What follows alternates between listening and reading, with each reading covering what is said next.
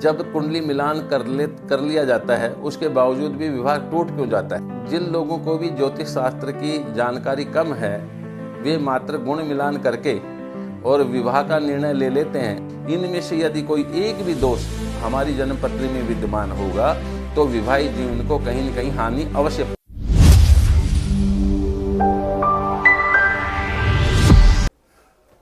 नमस्कार, आप सभी का DS केंद्र धर्मशास्त्र अनुसंधान केंद्र में स्वागत है।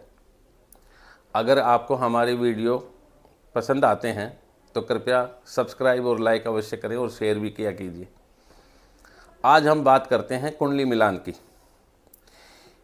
क्योंकि 25 वर्षों से इस विषय को करते हुए कई बार मेरे पड़ोसियों ने भी ऐसी बातें पूछी कि जब कुंडली मिलान कर लिया जाता है उसके बावजूद भी विवाह टूट क्यों जाता है। वास्तविकता क्या है कि जिन लोगों को भी ज्योतिष शास्त्र की जानकारी कम है वे मात्र गुण मिलान करके और विवाह का निर्णय ले लेते हैं, जिसके कारण से ऐसी दुविधा उत्पन्न होती है।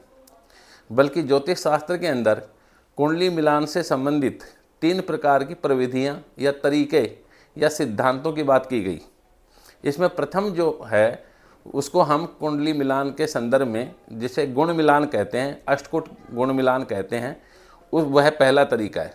दूसरा जो तरीका है इसमें वह है ग्रह योग मिलान, और तीसरे प्रकार का एक और तरीका होता है जिसका नाम है भाव मिलान। यदि इन तीनों तरीकों से, तीनों प्रविधियों का पालना करते हुए यदि जन्मपत्रिक मिलान किया जाए तो विवाह टूटेगा या नहीं टूटेगा, या विवाह सफल होगा या असफल होगा, इसकी जानकारी एक ज्योतिषी अनायास ही प्राप्त कर सकता है। सबसे बड़ी समस्या क्या है कि आजकल जिसे देखें वे सभी लोग मात्र गुण मिलान करते हैं, और गुण मिलान में भी यदि 25, 26, 27 गुण मिल जाएं तो माता पिता के तो चेहरे खिल ही जाते हैं, साथ में पंडित जी के भी खिल जाते हैं। यह क्या है कि आधा अधूरा ज्ञान होने के कारण जो है वह दिक्कतों का सामना करना पड़ता है। अब मान लेते हैं किसी के 25-26 गुण मिल गए, लेकिन उसकी कुंडली में 2 शादी के योग थे, उसकी कुंडली में जो है नपुंसकता का योग था, उसकी कुंडली में संतानहीनता का योग था, तो अन्य प्रकार के जो 15 जो योग कहे गए उनका विचार तो किया नहीं गया, मात्र गुण मिलान किया गया और गुण मिलान के आधार पर विवाह कर दिया गया। तो वह विवाह जो है वह सफल होगा, इसके बारे में कैसे कहा जा सकता है? तो कहीं न कहीं ज्योतिष शास्त्र की पूर्ण जानकारी न होने के कारण ऐसी दुविधाएं समाज के अंदर जो हैं वो उत्पन्न हो जाती है। तो आज हम कुंडली मिलान की बारे में बात करेंगे और कौन कौन सी प्रविधियां हैं उनके बारे में, जैसा आपको बताया उनके बारे में जो है विस्तार से चर्चा करते हैं। सर्वप्रथम लड़का और लड़की जिनका विवाह तय होना है उनका गुण मिलान करना चाहिए। ये प्रथम सोपान या प्रथम सीढ़ी है। इसमें भी ये विशेष बात है कि जो 8 गुण मिले जो हैं, 8 जो गुण हैं, उसका अर्थ है कि वर्ण, वश्य, तारा, योनि, ग्रह, मित्री, गण, भकुट और नाड़ी, ये 8 अंक मिलते हैं। और इन 1 से लेकर 8 तक अगर जोड़ेंगे तो इसी का जो टोटल है वो 36 होता है। इसी के आधार पे जो है 36 गुण मिल गए, 25 मिल गए, 18 मिल गए, ऐसी बात की जाती है।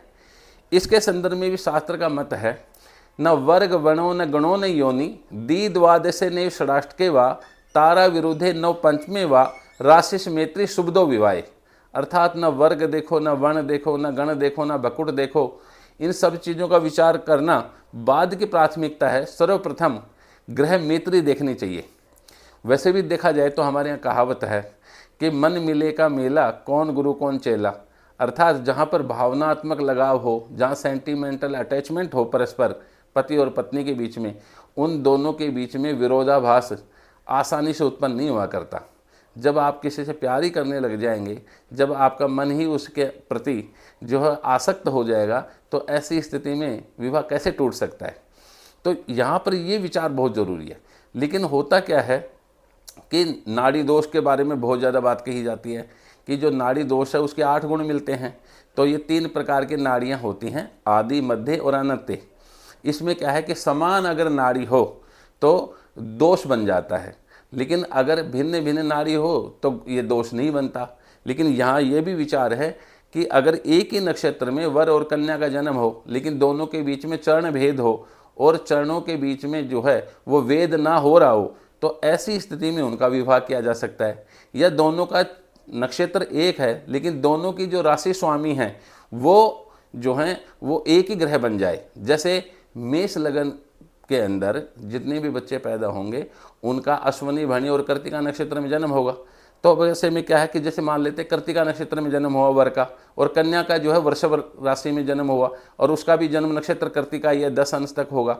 तो ऐसे में क्या हुआ कि दोनों का नक्षत्र तो एक है लेकिन दोनों के राशि स्वामी भिन्न भिन्न होने से भी नाड़ी दोष दूर हो जाता है।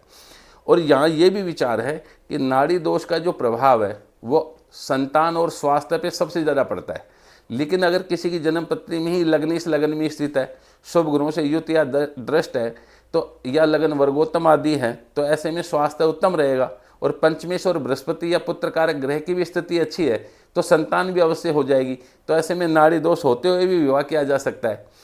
कारण क्या है कि जिस प्रकार से ये जो 8 जो गुण हैं या दोष जिन्हें हम कहते हैं, वर्ण, वश्य, तारा, योनि, ग्रह, मित्र, गण, भकुट और नाड़ी, ये जिस प्रकार से बनते हैं वैसे इनकी न्यूलिफिकेशन भी होती है कि अगर कोई दोष बना तो उसका कैसे विचार करें। जैसे एक भकुट दोष होता है तो भकुट दोष जो है वह 3 प्रकार का अशुभ माना गया। वर की राशि से कन्या की राशि यदि दूसरी हो तो जो कन्या की राशि दूसरी है तो कन्या की राशि से वर की राशि 12वीं हो जाएगी, इसको द्विद्वादश कहा। ऐसे ही वर की राशि से कन्या की राशि 5वीं हो तो कन्या की राशि से वर की राशि 9वीं हो जाएगी, इसको नव पंचम कहा। ऐसे ही वर की राशि से अगर कन्या की राशि 6ठी पड़ती है तो कन्या की राशि से वर की राशि स्वतः ही अष्टम भाव में पड़ेगी, इसको षडाष्टक कहा। लेकिन ये जो दोष होते हुए भी इसको सद्भकुट और अशुभ भकुट के नाम से जाना जाता है। कैसे जाना जाता है? जैसे एक की तो राशि है वृषभ, दूसरे की है तुला, तो ये दोनों की दोनों स्थितियां षडाष्टक की स्थिति बनती है। तो दोनों का राशि स्वामी एक होने से यह भकुट दोष होते हुए भी भकुट दोष की श्रेणी में नहीं आता। ऐसे ही एक की राशि मेष है, एक की वृश्चिक राशि है, तो ये भी षडाष्टक की स्थिति में होने से जो है भकुट दोष की श्रेणी में आएगा लेकिन भकुट दोष नहीं कहलाता।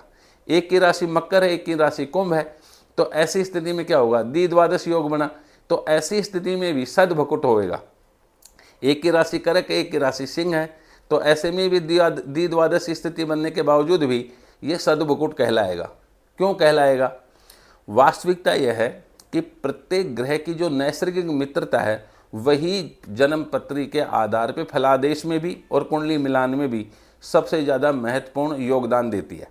तो सर्वप्रथम हमें प्रत्येक ग्रह की जो नैसर्गिक मित्रता, शत्रुता और समता होती है उसकी जानकारी होना परम आवश्यक है। उसके आधार पर वर्ण, वश्य, तारा, योनि, ग्रह, मित्र, गण, भकुट, नाड़ी आदि का विचार करना है। तो ये प्रथम दृष्टि से देखें तो जो अष्टकूट मिलान है उसमें ग्रह मैत्री होना परम आवश्यक है। हाँ, ये मैं मानता हूँ और शास्त्र भी कहता है कि अगर 25 या 25 से अधिक गुण मिल गए और ग्रह मैत्री नहीं मिलती तो ऐसे में नवमांशेषों में यानी नवमांश कुंडली में जाकर के चंद्रमा की स्थिति देखिए कि अगर वहाँ पर वो दोनों का वर और कन्या की जो राशि हैं उनके स्वामी अगर नैसर्गिक मित्रता हैं तो ऐसे में उनकी मित्रता मान ली जाए। तो ये प्रथम सोपान है और यहाँ के बाद में हम आगे बढ़ सकते हैं। अब जो दूसरी स्थिति है उसके बारे में बहुधा 100 में से मैं ये मानता हूँ कि 80% एस्ट्रोलॉजर जो हैं जो ज्योतिष करते हैं, जिनको ज्योतिष की जानकारी का अभाव होने के कारण इस बारे में विचार ही नहीं करते। और ये जो दोष हैं 15, इनमें से यदि कोई एक भी दोष हमारी जन्मपत्री में विद्यमान होगा तो विवाहित जीवन को कहीं न कहीं हानि अवश्य पहुँच जाएगी। तो पहला जो दोष है इसमें है अल्पायु होना। और मान लेते हैं कि वर तो है चिरंजीवी यानी कि अच्छी आयु है और जो कन्या है वो अल्पजीवी यानी उसकी अल्पायु है, या कन्या की आयु अच्छी है और वर की आयु कम है, तो ऐसे में क्या होगा? विवाह कितना ही सुंदर क्यों ना हो, दोनों में से किसी एक की डेथ हो जाए कल ने तो क्या होगा? विवाहित जीवन को हानि पहुंच गई और विवाह को सफल नहीं कहा जा सकता। इसी प्रकार दूसरा जो योग है वो दरिद्रता का योग है। इसका विचार भी वर और कन्या दोनों की जन्मपत्री में अवश्य कर लेना चाहिए। क्यों करने लेना चाहिए? क्योंकि जब तक हम सिंगल होते हैं, अकेले होते हैं, तब तक हम एकाकी होते हैं।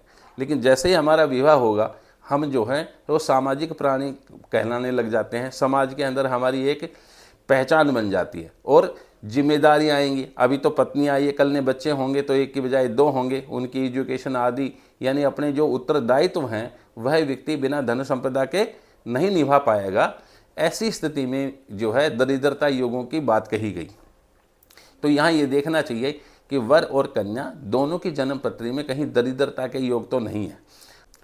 दरिद्रता के योग हैं तो ये देखना चाहिए क्या उनका कोई भंग हो रहा है, तो ये भी एक कारण है जो विवाहित जीवन के लिए अच्छा नहीं है। क्योंकि बहुत सारे परिवारों में इस कारण से भी पति पत्नी के बीच में जो है वह लड़ाई झगड़ा, आपस में जो है अवसाद जैसी परिस्थितियां बन जाती हैं जहां धन की कमी होती है। तीसरा जो योग है वो है रोगी होना। अगर पति पत्नी में से किसी एक को अगर कोई हेल्थ की मेजर प्रॉब्लम होंगी या ऐसी बीमारियां हो जाएंगी जो लंबे समय तक चलती रहेंगी, तो इसको हमने रोगी होना कहा। इसमें महत्वपूर्ण जो भूमिका निभाने वाला ग्रह वो शुक्र होता है। यदि सूर्य शुक्र किसी के भी पंचम, सप्तम और नवम भाव में बैठे हैं लगन कुंडली से, तो आप देखें या तो स्वयं या उसका जीवन साथी को कोई न कोई ऐसी हेल्थ की प्रॉब्लम होगी जो लंबे समय तक ताउम्र चलती रहती है। तो रोगी होना भी एक बहुत बड़ा कारण है। इसके बाद में है संतानहीनता, यानी कि विवाह जो है उसके संदर्भ में ये बात कही गई कि विवाह होने के बाद में हमारे प्रत्येक व्यक्ति, जितने भी हम मनुष्य हैं इस संसार में, हमारा धर्मशास्त्र ये बतलाता है कि हमारे ऊपर 3 ऋण होते हैं। एक ऋण होता है देव ऋण, एक होता है ऋषि ऋण और एक होता है पितृ ऋण। जो पितृ ऋण है वह तभी विमुक्त होता है उससे व्यक्ति जब उसके संतान उत्पन्न हो जाती है। वह भी मोटे तौर पे कहें तो पुरुष संतान यानी मेल चाइल्ड होना परम आवश्यक है। क्योंकि शास्त्र कहता है अपुत्रस्य गतिर नास्ति शास्त्रेषु श्रूयते मुने। हे मुनिवर, मैंने ऐसा सुना है शास्त्र के अनुसार कि जिनके पुत्र नहीं होते उनको सदगति प्राप्त नहीं हुआ करती। तो यहाँ संतानहीनता एक विशेष कारण है। तो दोनों की कुंडली में संतानहीनता का योग हो तो ये बड़ी दिक्कत है। लेकिन एक की कुंडली में संतानहीनता का योग हो और दूसरे की कुंडली में संतानहीनता नहीं हो, तो ऐसे में देखना चाहिए कि संतानहीनता के पीछे कारण क्या है। कारण क्या हो सकते हैं कि हमारे यहाँ श्राप दोष होते हैं और उन श्राप दोषों की शांति का विधान भी महर्षि पराशर को ले लीजिए, चाहे आप नारद जी को, कश्यप को, अत्रि को, वशिष्ठ को, सभी ऋषियों ने उस श्राप की विमुक्ति के उपाय भी बताए हैं। तो वो उनका भी विचार करना चाहिए। शादी से पूर्व ही ज्योतिषी बता देगा कि कहीं न कहीं संतानहीनता के योग विद्यमान हैं, उनसे संबंधित आगे चल कर के आपको उपाय करने पड़ सकते हैं। तो ये भी एक कारण है। अगर संतान ना हो तो भी विवाहित जीवन को सफल नहीं कहा जा सकता। एक योग और होता है जिसका नाम है बांझपन। ये मोटे तौर पे स्त्रियों में पाया जाता है। कारण क्या है कि प्रारब्ध कर्मों से, कुछ न कुछ कर्मों के कारण इस जन्म में व्यक्ति जो है वो शुभ अशुभ फलों को प्राप्त करता है। शास्त्र कहता भी है कि जन्मांतरम कर्तम पापम व्याधि रूपेण जायते तत्शांति रोक्षदे दानम जपम होमम कर्तादि भी। कि जन्म जन्मांतरों में किए गए कर्मों के अनुसार मनुष्य इस वर्तमान जीवन में जन्म लेता है और उन कर्मों के वशीभूत इस जन्म में उसको अलग अलग प्रकार के शुभ और अशुभ फल भोगने पड़ते हैं। तो बांझपन अगर योग है तो ये बहुत ही खराब माना गया, जो विवाहित जीवन के लिए शुभ नहीं है। तो इसका विचार भी पहले ही कर लेना चाहिए। इसके बाद में एक योग और हुआ करता है, उसका नाम है काकबंध्या। काकबंध्या का अर्थ होता है कि ऐसी स्त्री मात्र एक बार ही गर्भ धारण करती है, दोबारा नहीं कर पाती। तो ये इस योग का भी विचार अवश्य करना चाहिए। एक योग होता है जिसको बोलते हैं जारिणी योग या व्यभिचारी। ये स्त्री और पुरुष दोनों में देखा जाता है, जिसको आम भाषा में अपन बोलते हैं कैरेक्टरलेस। तो ये योग भी अगर जन्म पत्री में विद्यमान है तो इसके बारे में भी पहले से जानकारी प्राप्त हो जाती है। तो अगर किसी की जन्म पत्री में अगर ऐसा योग है तो विवाह के बाद में पति पत्नी में से किसी एक का भी अगर कोई बाहर अफेयर हुआ और उसके कारण से अगर दूसरे को मालूम हुआ तो समाज के अंदर, परिवार के अंदर जो इज्जत मान मर्यादा है उसको तो नुकसान पहुंचता ही पहुंचता है, बल्कि पति और पत्नी दोनों के बीच में वैमनस्यता बढ़ जाती है, जिसके कारण से विवाह टूटने की संभावना बढ़ती है। तो इसका भी विचार करना परम आवश्यक है। एक और योग है, उसका नाम है द्विभार्या योग। किसी की कुंडली में तो एक ही विवाह का योग है, लेकिन दूसरे की कुंडली में अगर 2 शादी के योग हैं तो ये परस्पर नहीं कटेंगे, जिसके कारण से जो है विवाह टूटेगा या कुछ न कुछ किसी न किसी प्रकार की कोई किसी व्यक्ति की हानि हो सकती है। ये भी विवाह को सफल नहीं कहा जा सकता। अगर हाँ, ये कह सकते हैं कि अगर कन्या की कुंडली में 2 शादी के योग हैं और वर की कुंडली में भी 2 शादी के योग हैं, तो उन दोनों का अगर जो है विवाह करा दिया जाए तो ये योग जो है स्वतः ही भंग हो जाता है। इसके बाद में बहुविवाह योग, कईयों की जन्म पत्री में 2 या 2 से अधिक विवाह होने की संभावनाएं होती हैं, ये योग हुआ करते हैं। तो इसका विचार भी ज्योतिषी को पहले ही कर लेना चाहिए। किसी की कुंडली में 1 या 2 शादी के योग हैं, लेकिन दूसरे की कुंडली में बहुविवाह योग हैं, यानी 3, 4, 5 शादियों तक के योग हैं, तो इसका विचार कुंडली मिलान के संदर्भ में ज्योतिषी के द्वारा पहले ही कर लेना चाहिए, क्योंकि ऐसे योगों के कारण भी विवाहित जीवन सफल नहीं हुआ करता। इसी में एक और योग है, उसका नाम है विष कन्या योग। विष कन्या और विष पुरुष दोनों ही हो सकते हैं। ये तिथिवार और नक्षत्र के आधार पर बनते हैं या ग्रहों की स्थिति के आधार पर बनते हैं। तो विष कन्या योग में जो उत्पन्न कन्या है वह दुर्भाग्यशाली होती है। उसके जो संतान होती है, संतान होने के बाद उसके डेथ होने का डर रहता है और कहीं न कहीं गरीबी जैसी स्थितियां बनी रहती हैं। ऐसे पुरुष के साथ भी है, तो इन योगों का विचार भी करना परम आवश्यक है। इसके बाद एक और योग है, उसका नाम है विवाह भंग योग, जिसको आजकल की भाषा में हम डिवोर्स कह देते हैं। तो जन्म पत्री में ये योग हुआ करते हैं कि विवाह भंग होगा या नहीं होगा। एक की कुंडली में तो विवाह भंग का योग और एक की कुंडली में विवाह भंग होने का योग नहीं हो, तो परस्पर कई बार दोनों के अगर ग्रहों की बलवत्ता एक समान है तो विवाह भंग तो नहीं होता, लेकिन पूरे जीवन काल में पति और पत्नी के बीच में परस्पर हमेशा झगड़े रहते हैं, एक दूसरे की इज्जत नहीं करते, जिसके कारण से तनाव भरा जो जीवन है वो पूरा का पूरा गुजार के चले जाते हैं। तो ये कुंडली मिलान से पूर्व ही इस योग को भी देखा जाना चाहिए, क्योंकि यही योग होगा तो भी विवाह को सफल नहीं कहा जा सकता। एक योग और होता है, उसका नाम है वेधव्य योग। वेधव्य का मतलब है स्त्रियों की कुंडली में देखा जाने वाला योग है। अगर पति की डेथ हो जाए तो इसको विवाह सफल की श्रेणी में हम कैसे रख सकते हैं, तो इसलिए इस योग का विचार भी करना परम आवश्यक है। इसी प्रकार पुरुषों की कुंडली में एक योग होता है, उसका नाम है विधुर योग, यानी कि उसकी पत्नी की डेथ हो जाएगी, तो ऐसी यह अगर योग है तो भी विवाह को सफल नहीं कहा जा सकता। इसके बाद एक और योग है, उसका नाम है सन्यासी योग। इसमें अमूमन होता क्या है कि जरूरी नहीं है, कई बार सन्यासी योग होने के बावजूद भी दशमेश या बुध अगर कमज़ोर अवस्था में हो तो सन्यास नहीं लेता, लेकिन व्यक्ति अपने ही घर में अपने गृहस्थ जीवन में रहते हुए भी बहुत ज़्यादा धार्मिक बनने के कारण पति पत्नी के बीच में आपसी जो है सहयोग नहीं होता, आपसी संबंध नहीं बन पाते, जिसके कारण से दोनों के बीच में वैचारिक मतभेद बहुत ज़्यादा बढ़ जाते हैं और इसी वजह से कहीं न कहीं उनका विवाहित जीवन भी खंडित हो जाता है। तो यह योग होने पर भी विवाहित जीवन को सफल नहीं कहा जा सकता। एक योग है, उसका नाम है कुल्टा योग। ये बहुत ही ज़्यादा भयंकर योग है। आजकल तो क्योंकि मीडिया है, न्यूज़ चैनल हैं, इन चीज़ों से मालूम पड़ जाता है कि कैसी कैसी घटनाएं समाज में घटित हो रही हैं।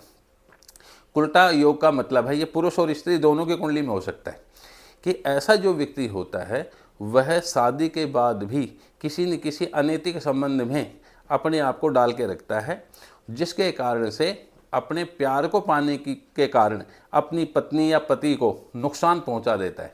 यानी कि कन्या जो है विवाह के उपरांत अपने पति को मरवा देती है, पुरुष जो है वह अपनी पत्नी को मरवा देता है। इसी को कुल्टा योग कहा।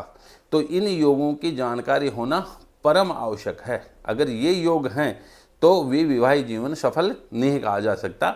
इनके भंग भी हुआ करते हैं, वह दोनों की जन्म पत्रियों के माध्यम से देखे जाते हैं। तो मैंने ये बतलाया आपको कि अष्टकूट मिलान कीजिए, उसके बाद में 15 दोषों की बात करी। इन 15 दोषों का विचार करना परम आवश्यक है। इनमें से कोई एक भी योग है और उसका भंग नहीं हो रहा है तो विवाहित जीवन जो है खंडित होने की प्रबल संभावना है। एक प्रकार की और प्रविधि है जिसको हम बोलते हैं भाव मिलान। ये जो भाव मिलान है यह भी एक प्रमुख प्रविधि है और इसके संदर्भ में भी जो है वह हमें जन्म पत्री मिलान करना चाहिए। क्यों करना चाहिए, कारण क्या है, इस बारे में बात करते हैं। मोटे तौर पे अगर देखें तो भाव मिलान का अर्थ क्या है कि जिस भी वर और कन्या का, जिस भी लड़का और लड़की का विवाह के बारे में हम बात करते हैं, उन दोनों के बीच में उनकी सोच समझ, व्यवहार, खान पीन, रहन सहन, भाषा आदि सब अगर एक जैसा है तो उनके बीच में कितनी अच्छी अंडरस्टैंडिंग होगी, इसका विचार किया जा सकता है। इसी को भाव मिलान के संदर्भ में हमारे यहाँ पर देखने की बात कही गई। मोटे तौर पे कहें तो भाव मिलान के संदर्भ में ही मांगलिक दोष को देखा जाना चाहिए, क्योंकि यहाँ यह जो दोष है यह मंगल ग्रह की कुछ खास भावों में स्थिति के कारण बनता है, और इस मांगलिक दोष को लेकर के समाज के अंदर बहुत ज़्यादा लोग भ्रमित हैं और भयभीत भी हैं। तो ये मांगलिक दोष क्या है, इसके बारे में बात करते हैं। शास्त्र का वचन है कि लग्ने वेच पाताले जामित्रे चाष्टम कुजे कन्या भर्ता विनाशाय भर्ता कन्या विनाशनम। शास्त्र कहता है कि मंगल यदि लगन में द्वादश, चतुर्थ, सप्तम और अष्टम भाव में स्थित हो, और ऐसे में अगर वर की कुंडली में तो स्थित हो और कन्या की कुंडली में इन भाव में अगर मंगल नहीं है, तो ऐसे में कन्या की डेथ हो जाएगी। और कन्या अगर मांगलिक है और वर मांगलिक नहीं है तो वर की डेथ हो जाएगी। ये भी एक बड़ी अवधारणा है। मृत्यु की बात हमारे शास्त्रकारों ने कहीं नहीं कही। आजकल जो श्लोक मिलता है उसमें लिखा मिलता है मृत्युर भवेत, मृत्यु हो जाएगी। लेकिन प्राचीन जो संदर्भ है हमारे यहाँ, जो साहित्य है ज्योतिष का, उसमें लिखा मिलता है विनाशनम। विनाश का अर्थ होता था पति और पत्नी के मृत्यु होने को कारण न मान करके विनाश का अर्थ माना हमारे शास्त्रकारों ने कि जब पति और पत्नी जब अलग अलग चारपाई पे शयन करेंगे तो यही विवाह की मृत्यु है। कारण कि जब दोनों के बीच में संबंध नहीं होंगे, और संबंध नहीं होंगे तो दोनों के बीच में भावनात्मक लगाव नहीं होगा, और जब भावनात्मक लगाव ही नहीं होगा तो दोनों का विवाहित जीवन कितने खारापन उनके दिमाग में आ सकता है, उनके मन में एक दूसरे के प्रति कितने मतभेद हो सकते हैं, दोनों के बीच में कितनी लड़ाई झगड़े कलह आदि हो सकते हैं, इसका विचार किया जा सकता है। और दोनों के बीच में यदि संबंध बहुत अच्छे हैं तो यह जो है मांगलिक दोष जो है वह अपना प्रभाव बिल्कुल नहीं दिखा पाता। तो यहाँ पर मांगलिक दोष भी भाव मिलान के संदर्भ में। दूसरा एक और उदाहरण ले सकते हैं। मान लेते हैं कि वर को शारीरिक रूप से किसी प्रकार का कोई न कोई विकार है। मान लेते हैं वर जो है वो लंगड़ा है और कन्या जो है उसको आंखों में कोई प्रॉब्लम है। मान लेते हैं वन आइड है, उसकी आंख नहीं है एक। तो ऐसे में दोनों का विवाह कराने पर आप क्या कहेंगे कि दोनों का भाव मिलान हो गया। क्यों हो गया? एक वर के अंदर भी कोई न कोई शारीरिक रूप से कमी है और कन्या के अंदर भी कोई शारीरिक रूप से कमी है, तो दोनों का विवाह कराने पे एक दूसरे को जीवन भर कभी चिढ़ा नहीं सकते। इसी को हमने भाव मिलान कहा। तो भाव मिलान के अंदर क्या देखते हैं कि कन्या की कुंडली में जिन जिन भावों में पाप ग्रह स्थित हैं, यदि वर की कुंडली में भी यदि उन्हीं भावों में पाप ग्रह स्थित हैं, जैसे कन्या की कुंडली में मान लेते हैं कि दूसरे भाव में मंगल बैठा है, लेकिन वर की कुंडली में दूसरे भाव में चाहे सूर्य हो, राहु हो, केतु हो, शनि हो, चाहे अमावस्या का चंद्रमा हो, तो हम कहेंगे वहाँ भी पाप ग्रह बैठ गया। तो ऐसी स्थिति है कि जिन जिन भावों में शुभ ग्रह बैठे उन उन भावों में दूसरे की कुंडली में भी शुभ ग्रह स्थित हों, और जिन जिन भावों में पाप ग्रहों की स्थिति है, यदि उन उन भावों में पाप ग्रहों की स्थिति होगी तो इसको हम भाव मिलान कहेंगे। तो कहा जा सकता है कि भाव मिलान की जो प्रविधि है वह एक प्रकार का ये संदर्भ है कि दोनों के बीच में एक जैसा गुण, स्वभाव, प्रकृति, शील आदि देखने की सबसे उत्तम प्रविधि है। एक तरीका और है कि जैसे ये इस प्रकार से भी देखा जा सकता है कि वर की कुंडली में सूर्य जहाँ बैठा है उससे देखें कि कन्या की कुंडली में जहाँ सूर्य बैठा है क्या वह उससे केंद्र या त्रिकोण में तो नहीं पड़ता या उपचय स्थानों में तो स्थित नहीं है। अगर वर और कन्या की कुंडली में दोनों की कुंडली के आधार पर 9 के 9 ग्रहों को इस प्रकार से देखना चाहिए कि सूर्य से सूर्य को चंद्रमा से और मंगल को मंगल से देखें।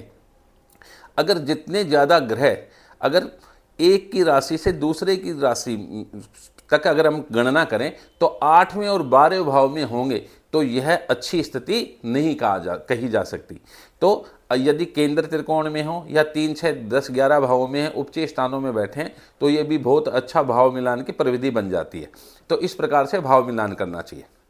अब कुछ ऐसे सूत्रों की भी बात करते हैं जिनके आधार पे ये विचार किया जा सकता है कि दोनों का जो विवाहित जीवन है वह प्रथम दृष्टि से हम देख सकें कि सफल होगा या नहीं होगा। तो वर और कन्या दोनों की कुंडली में समान रूप से विचारणीय है। शास्त्र का वचन है लग्नेन्दु संभे यशा सा नारी प्रकृति स्थिता, कि जिस भी लड़की की कुंडली में लगन और चंद्रमा यदि ये दोनों ही सम राशियों में स्थित हैं, 2, 4, 6, 8, 10, 12, जिसको वृषभ, करक, कन्या, वृश्चिक, मकर और मीन राशि कहते हैं, इन राशियों में हैं, तो ऐसी जो कन्या है उसके अंदर स्त्रियोचित गुण जो हैं, यानी कि धरती, क्षमा, नम्रता, स्नेह आदि जो गुण होते हैं वह उसमें कूट कूट करके भरे मिलेंगे। तो किसी की जन्म पत्री में सबसे पहले ये देखना चाहिए कि वर की जो वर है उसकी कुंडली में ये देखना चाहिए कि लगन जो है वो 1, 3, 5, 7, 9, 11 हो और चंद्रमा भी इन्हीं राशियों में स्थित हो, तो उसमें पुरुषोचित गुण भरपूर मिलेंगे। कन्या की कुंडली में देखना चाहिए कि उसका जो लगन है वो समराशि में हो और चंद्रमा भी समराशियों में स्थित हो। और इससे भी महत्वपूर्ण बात यह है कि ये देखने के बाद ये देखे कि लगन में शुभ ग्रह तो नहीं है या शुभ ग्रह की दृष्टि तो नहीं है। अगर ऐसा है, कन्या की कुंडली में ये योग बन रहा है, तो उसमें देखने में सुंदर आकर्षक व्यक्तित्व वाली होगी, मनमोहक होगी, स्त्रियों जैसा जो शरीर है वो कोमलांगी होगी। पुरुषों की कुंडली में यदि पुरुष ग्रहों की दृष्टि है या पुरुष ग्रह ही लगन में स्थित हैं, तो ऐसा बच्चा जो है वो सूरवीर होगा, तेजस्वी होगा, अपना कर्तव्य निभाने से पीछे नहीं हटने वाला होगा, सारी जिम्मेदारियों का वहन करने वाला होगा, इस प्रकार का विचार। एक और योग है, उसको भी हम देख सकते हैं। शास्त्र का वचन है, लग्ने चंद्रज्ञ शुक्रेशु बहु सौख्य गुणान्विता। यदि कन्या की जन्म पत्री में लगन में पक्ष बली चंद्रमा, बुध या शुक्र हो तो बहु सौख्य गुणान्विता, इसका मतलब है ऐसी कन्या बहुत सुख पाने वाली, पति सुख, पुत्र का सुख, धन संपदा, ऐश्वर्य आदि का सुख पाने वाली होगी। जीवे तत्राति संपन्ना पुत्र पौत्र सुखान्विता। यदि बृहस्पति लगन में है और बलवान है तो ऐसी जो कन्या है वो बेटों का भी मुख देखने वाली होगी, अपने पोतों का मुख भी देखने वाली होगी और सभी सुख सुविधाओं से संपन्न होगी। एक योग की और बात करते हैं। ये बड़ा सुंदर योग है और इसके बारे में तो हमारे धर्मशास्त्र भी बहुत बात बतलाते हैं। शास्त्र का वचन है, सुलक्षणा सुचरिता अपि मंदा युखम पतिम आयुखम प्रकुर्वंतिम प्रमदास मुदास्पदम। अर्थात शुभ लक्षणों से और शुभ चेष्टा वाली जो कन्या है वह भाग्य से हीन और कम आयु यानी अल्पायु पति को भी अपने इन सद्गुणों के वशीभूत जो है वो भाग्यशाली भी और चिरंजीवी बनाने की ताकत रखती है। तो कहने का अर्थ ये हुआ कि सबसे प्रथम ये देखना चाहिए कि कन्या की कुंडली में स्त्रियोचित गुण विद्यमान है या नहीं और पुरुषों की कुंडली में पुरुषोचित गुण विद्यमान है या नहीं, इस प्रकार का विचार करना चाहिए। और जितने भी हमने अशुभ योग बताए आपको, उनके संदर्भ में शास्त्र का जो है ये वचन है कि अगर कोई कुयोग है तो दूसरे की कुंडली में भी अगर कुयोग है तो उसका भंग हो जाएगा। इस संदर्भ में शास्त्र का वचन है। शास्त्र कहता है, यस्मिन योगे समुत्पन्ना पतिम हंति कुमारिका तस्मिन योगे समुत्पन्नो पतिम हंति नरोपि च। स्त्री हंत्रा पणीता चेत पति हंत्री कुमारिका तदा वेदव्य योग से भंगो भवति निश्चात। शास्त्र कहता है कि कन्या की कुंडली में अगर ये योग है कि उसके हस्बैंड की डेथ हो जाएगी, यानी कि उसकी कुंडली में वेदव्य योग है, और पुरुष की कुंडली में यह योग है कि वो विधुर हो जाएगा, उसकी पत्नी की डेथ हो जाएगी, तो दोनों की कुंडली में अगर एक समान कुयोग हैं तो स्त्री हंत्रा पणीता चेत पति हंत्री कुमारिका, पुरुष जो है वो अपनी पति को का हनन कर रहा है और कन्या अपने पति का हनन कर रही है यानी इसको मार रही है, तो तदा वेदव्य योग से, तो दोनों की कुंडली में ये वेदव्य और विधुर योग बना। भंगो भवति निश्चात, तो स्वतः ही स्वयं ही भंग हो जाता है। तो इस प्रकार से कुंडली मिलान हमें करना चाहिए कि जो दोष बनते हैं उन दोषों के भी भंग होते हैं और कुछ गुण होते हैं उन गुणों के भी भंग हुआ करते हैं, बशर्ते ज्योतिषी को उनकी जानकारी होना परम आवश्यक है। तो इस प्रकार से यदि हम सर्वप्रथम अष्टकूट गुण मिलान कराएं, उसके बाद में ग्रह योग मिलान करें, 15 दोषों की बात करें, उसके बाद भाव मिलान करें, मांगलिक आदि दोषों का विचार करके, और इन ग्रह योगों के माध्यम से यदि कुंडली मिलान किया जाए तो विवाह से पूर्व ही वर और कन्या दोनों का विवाह सफल होगा या नहीं होगा और कोई भी परेशानी होगी तो किस प्रकार की होगी, इसकी जानकारी पहले से प्राप्त की जा सकती है। तो इस प्रकार से जन्मपत्री का मिलान करना चाहिए, ज्योतिष शास्त्र के ऊपर आक्षेप नहीं करना चाहिए। और जो भी हम वीडियो बनाते हैं उसके प्रति हमारा एक ही उद्देश्य है कि जनमानस तक वास्तव में जो ज्योतिष है, जिसको वैदिक एस्ट्रोलॉजी कहते हैं, जो हमारे शास्त्र में लिखी हुई है, जो हमारे ऋषि मुनियों की वाणी है, वह आप तक अक्षरश सच्चाई के साथ पहुंचाना ही हमारा जो है प्रयास है। हमारी वीडियो अगर आपको अच्छे लगे तो कृपया करके अपने कमेंट्स भी दिया कीजिए, सब्सक्राइब और लाइक और शेयर तो अवश्य कर दीजिए। धन्यवाद।